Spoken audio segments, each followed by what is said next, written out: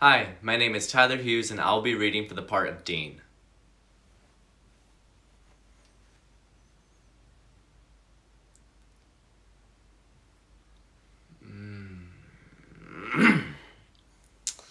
You are tight.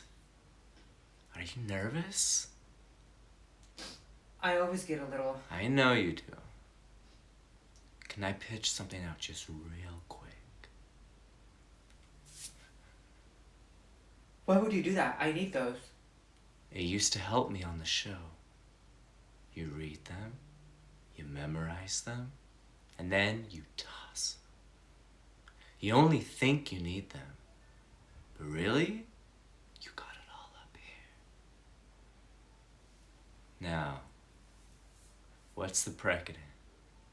Kemper versus Mayhem, 1997, involved termination of rental agreement.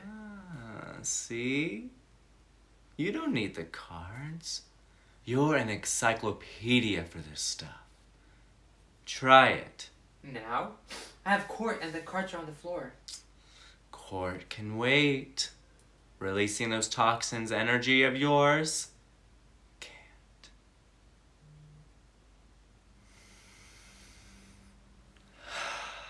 See? Liberating, right?